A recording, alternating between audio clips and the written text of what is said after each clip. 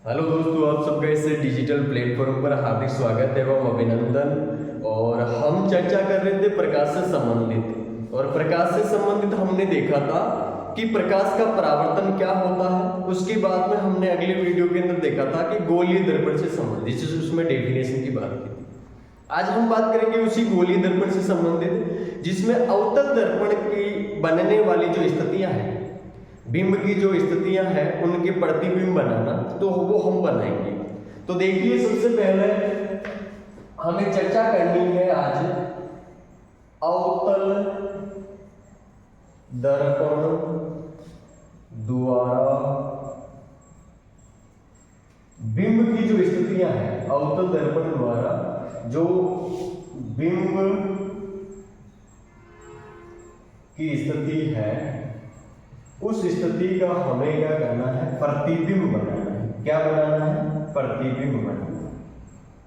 Question पूछा जाता है, बिंब की स्थिति हमें दे दी जाती है और हमें प्रतिबिंब के बारे में पूछा जाता है, या प्रतिबिंब की प्रकृति के बारे में पूछा जाता है, या प्रतिबिंब की साइज के बारे में पूछा जाता है। तो देखो, इधर समझोगे, जैसे कि मेरे पास बिंब की स्थिति दी हुई है अनंत पर, कि आपकी बिंब की स्थिति है वो अनंत पे है, और कौन से दर्पण के लिए?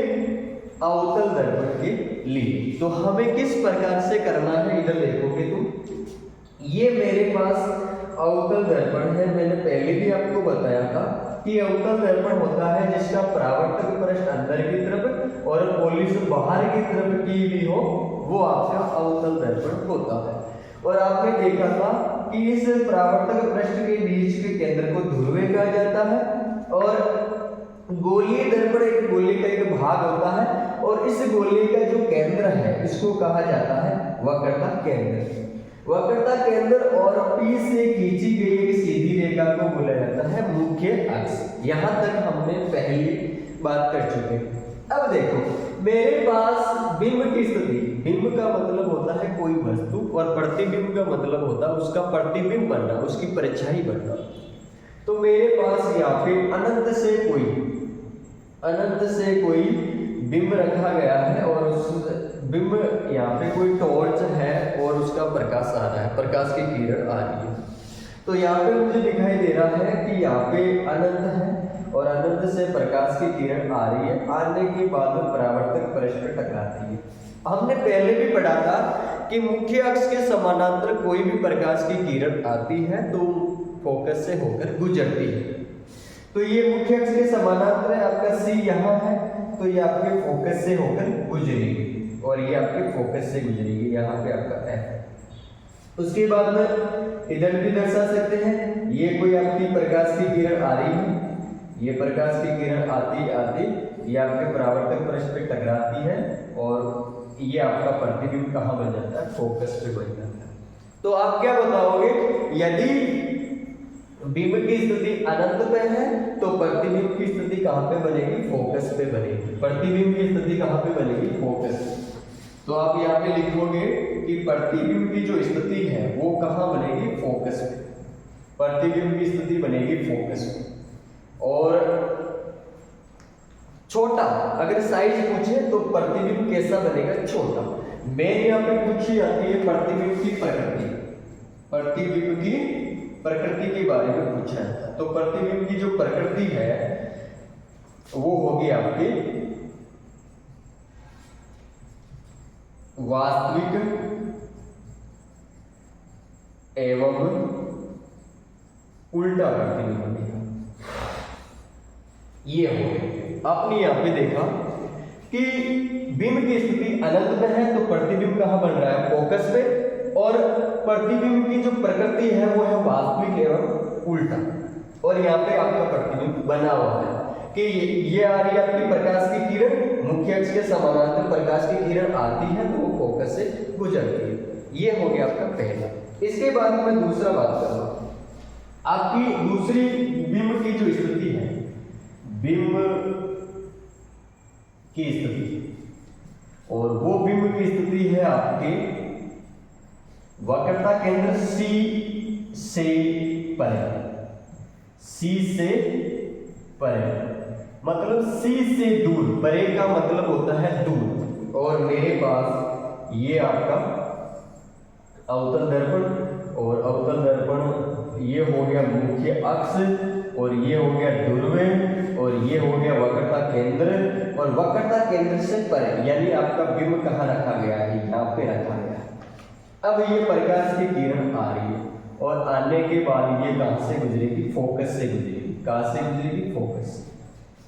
देखिए यहाँ तक। अब कोई भी प्रकाश की किरण मुख्य अक्ष के समानांतर आती है तो फोकस से गुजरती है।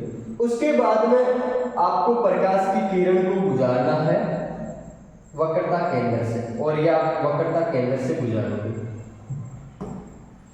ये आप वक्रता केंद्र से जब प्रकाश की किरण को गुजारते हो तो आपको पता है परावर्तन के बाद ये वापस वक्रता केंद्र से ही गुजर जाती है। कोई भी प्रकाश की किरण अगर वक्रता केंद्र से होकर गुजरती है, परावर्तन यहाँ पे वापस क्या होगा, परावर्तक पृष्ठ पे टकराएगी तो वापस ही वक्रता केंद्र से ही गुजर जाएगी। तो आप यहाँ पे देख रहे हो कि जब आपका सी से परे है, बिंब अगर आपका सी से परे है तो प्रतिबिंब की स्थिति, तो प्रतिबिंब की स्थिति सी वे एफ के में, सी वे एफ के में। अब ये सी क्या है, ये वक्रता केंद्र है, ये रहा वक्रता केंद्र, और ये एफ फोकस, इन दोनों के मध्य ये क्या बन रहा है, प्रतिबिंब बन रहा है। तो प्रतिबिंब की स्थिति क्या होगी, सी वे एफ के मध्य। दूसरा पूछा जाता है कि प्रतिबिंब की प्रकृति कैसी होगी, तो प्रतिबिंब की प्रकृति होगी आपकी वास्तविक एवं उल्टा। इस प्रकार से तुम बता सकते हो कि अगर हमें बिंब की स्थिति दे रखी है तो प्रतिबिंब की स्थिति, प्रतिबिंब का साइज और प्रतिबिंब की स्थिति के बारे में तुम बता सकते हो। आगे नेक्स्ट देखो तीसरा, अगर तुम्हें बिंब की स्थिति दे सी पर यानी वक्रता केंद्र, तो फिर आपको क्या करना है, तो आपको देखो वापस अवतल दर्पण का पूछ रहा है तो अवतल दर्पण आपने बना दिया। ये आपका मुख्य अक्ष हो गया, ये P हो गया, ये C वक्रता केंद्र हो गया। अब यहाँ पर है ये रहा आपका वक्र, ये रहा आपका बिंब, और ये मुख्य अक्ष के समानांतर आ रही है तो फोकस से गुजरेगी, सीधी सी बात। अब देखो इसके बाद ये आपका बिंब रखा हुआ है और ये फोकस से गुजर जाती है F। अब देखो अगर C पर है तो कहाँ बनेगा, तो ये वापस प्रकाश की किरण को मैं यदि फोकस से गुजारूंगा, कहाँ से गुजारूंगा, फोकस से गुजारूंगा, ये मैं प्रकाश की किरण को फोकस से गुजारूंगा तो ये आपका जो प्रतिबिंब है वो कहाँ बनेगा, वापस C पर ही बन रहा है। C पर था तो वापस कहाँ बन रहा है, C पर ही बन रहा है।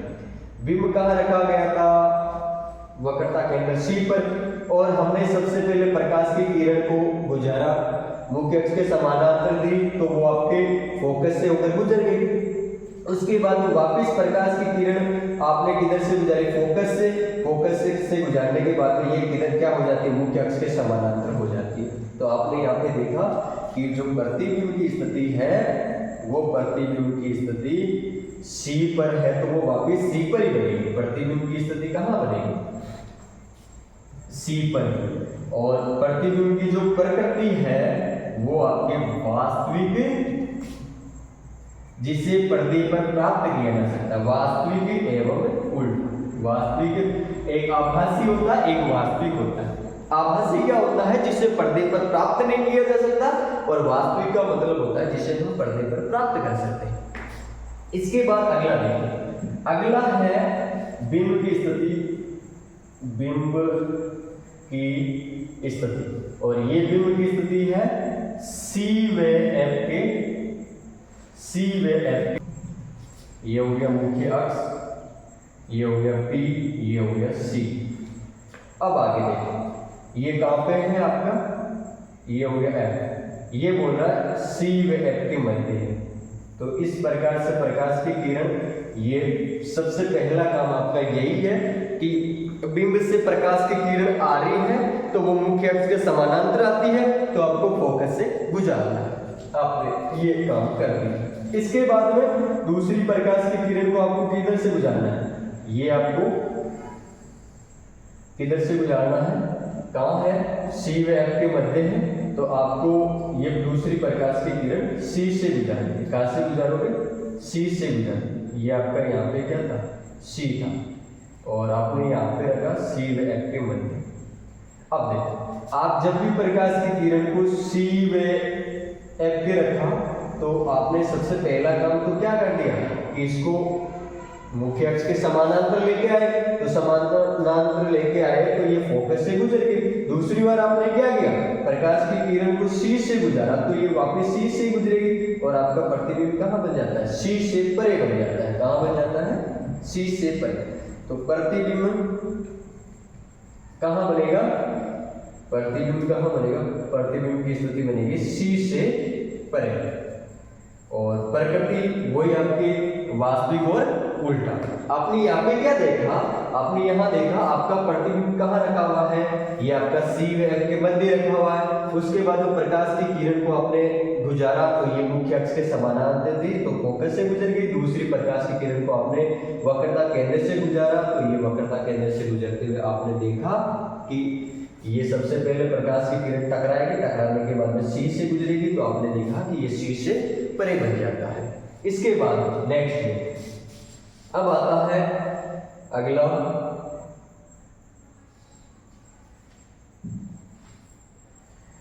अगला है बिंब की स्थिति।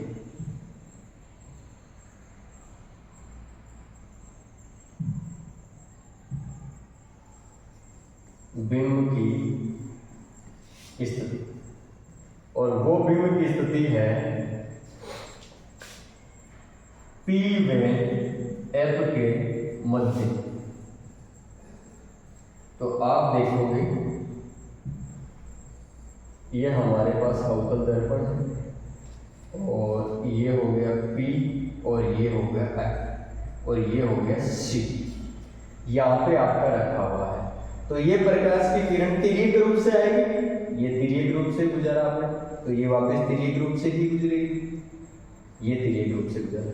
दूसरी प्रकाश की किरण को आप कहाँ से गुजारोगे, ये आप फोकस से गुजारोगे, तो ये आपने सी से गुजारा, तो ये आगे देखो, ये आगे जाके कहाँ मिलेगी, दर्पण के पीछे बनेगी, और ये आपका प्रतिबिंब कहाँ बनेगा, दर्पण के पीछे। तो प्रतिबिंब बनेगा, प्रतिबिंब कहाँ बनेगा, दर्पण के पीछे, और कैसा बनेगा, प्रकृति कैसी रहेगी, वो रहेगी आपकी आभासी एवं सीधा,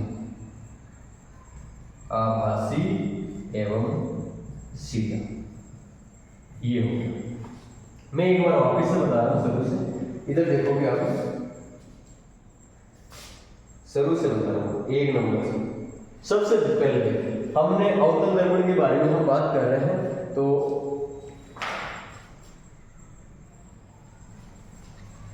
बात हम कर रहे हैं अवतल दर्पण से संबंधित, और बिंब की स्थिति की बात कर रहे हैं। तो बिंब की स्थिति अनंत पे, यानी अनंत पे है तो कहां बनेगा, फोकस पे। आप याद रखोगे, अनंत पे है तो फोकस पे बनेगा, फोकस पे है तो अनंत पे बनेगा। ये बात आपको दिमाग के अंदर होनी चाहिए। वक्रता केंद्र पर बिंब की स्थिति है तो वक्रता केंद्र पर, वक्रता केंद्र पर है तो वक्रता केंद्र पर, फोकस पे है तो अनंत पे, अनंत पे है तो फोकस पे। वक्रता केंद्र से परे तो C व F के मध्य बनेगा, C और F के मध्य है तो C से परे बनेगा। ये आपको स्थिति आनी चाहिए सबसे पहले। फिर दूसरी बात आपको क्या आनी चाहिए, दूसरी बात ये आनी चाहिए कि मुख्य अक्ष के समानांतर आने वाली जो भी प्रकाश की किरण है वो फोकस से गुजरती है। ये बात भी आपको याद होनी चाहिए। ये भी बात चलो आपको याद है, तो ये अनंत से प्रकाश की किरण आ रही है, फोकस से गुजर रही है, इसका मतलब प्रतिबिंब कहाँ बन रहा है, फोकस पे बन रहा है। अनंत पे आने वाला बिंब, अगर बिंब की स्थिति अनंत पे है तो प्रतिबिंब कहाँ बनेगा, फोकस पे बनेगा। नॉर्मल सी बात है। अगली बात है दूसरी है बिंब की स्थिति C से परे है, C से दूर है, तो C से दूर हो गई तो ये आपका प्रतिबिंब C व F के मध्य, C व F के मध्य बिंब की स्थिति है तो प्रतिबिंब C से परे बन जाएगा। नॉर्मल सी बात है। ये देखो, ये है आपके C पर, तो C पर वक्रता केंद्र पर है तो वक्रता केंद्र पर ही बनेगा। उसके बाद में सी व एफ के मध्य है तो सी से प्रे बन जाएगा। और अगली बात है कि अगर एफ व पी के मध्य है तो ये बनेगा दर्पण के पीछे, आभासी और सीधा बनेगा। बाकी में कैसा बन रहा था, वास्तविक और उल्टा बन रहा था, प्रकृति देख रहे थे, लेकिन इसमें हम क्या देख रहे हैं, इसमें हम देख रहे हैं आभासी और सीधा। तो ये हमारी बात थी, कल हम नेक्स्ट और बात करेंगे। धन्यवाद।